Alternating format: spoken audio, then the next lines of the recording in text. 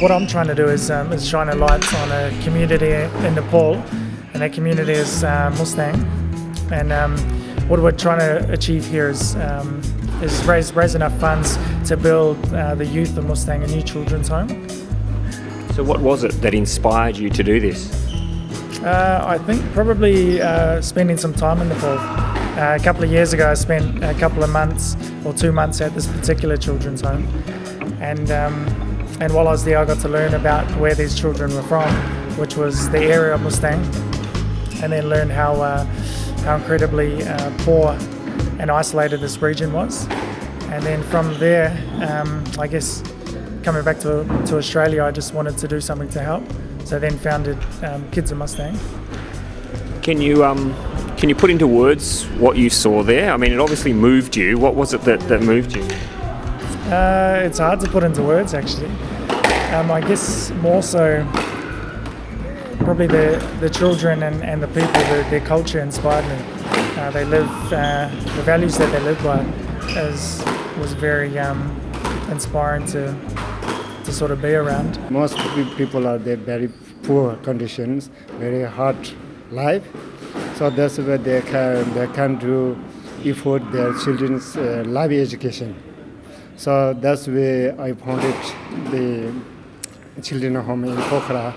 So everything is a little bit good facility. So we get the volunteer very easily, so less expensive. So that's why we founded in Pokhara. I think he's very good thinker man. So his plan is bigger than my plans. Yeah. So I very would like to thank you for him. So he's take my responsibility. He's take. Yeah. So that's why I'm very. I would like to say thank you very much for his very kind heart.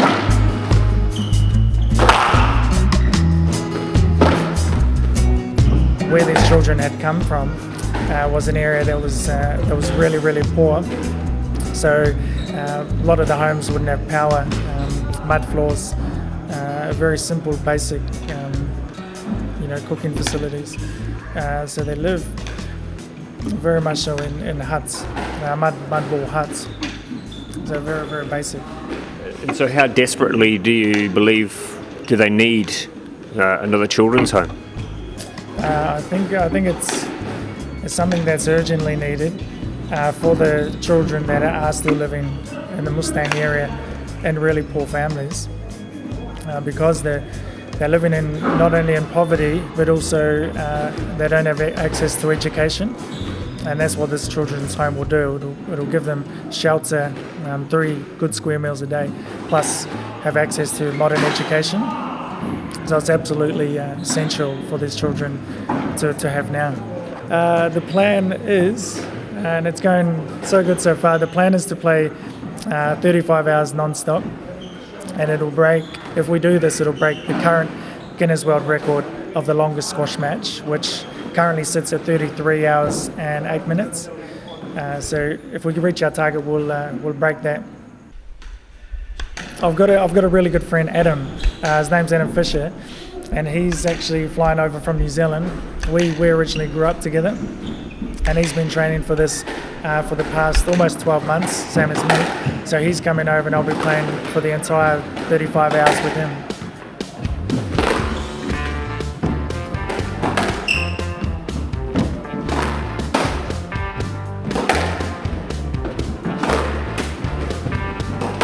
The Guinness guidelines state that the 35 hours is continual play while we're on court, so there's no breaks between games at all.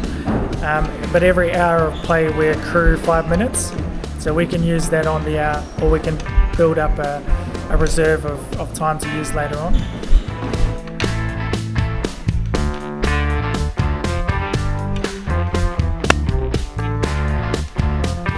What's the longest game of squash you've ever played before this one? Well, before my training, the longest game of squash was about an hour and 20 minutes. But since we've been training for the last 12 months, we've done a 6-hour, 12-hour, 18-hour, and then the last one was a 24-hour marathon. So I'm a little bit more confident now going into it. Mentally, it's a massive challenge, but I think just on the physical aspect of it, I can only speak personally that I carry a couple of old injuries from past sports, and I think the main concern would be any sort of nerve impingement, like a disc bulge or something like that happening over that long period of time. And mentally, it's I've got some good motivation, so I've got a good why. So I'm hoping that'll carry me through. People can go to the website, which is www.kidsofmustang.com, and on the website they can make a direct donation. All donations in Australia are tax deductible, so we're looking to make this event really huge. But the event, if they're not in Perth, they can actually watch it on live stream at that same website. So there'll be an awesome live stream. Do you think you'll be able to walk at the end of it, or do you think you'll be needing a few days off to recover? No, not at all. I'll be absolutely broken, I think. I think when I make it to the end, I think the past sort of 12 months will catch up with both of us. And I'm keen to say we'll have a beer and we'll enjoy it straight after, but I'm not sure if I'll be able to handle a beer after. So it might be a big glass of water and relaxing. But having Lama Pasang, the founder of the current home, been here for the event, I think it'll be that much more rewarding. And it's definitely a good motivating factor having Lama here for the event. While I'm feeling broken on the court, I'll just look at Lama one time and that'll be enough motivation for me.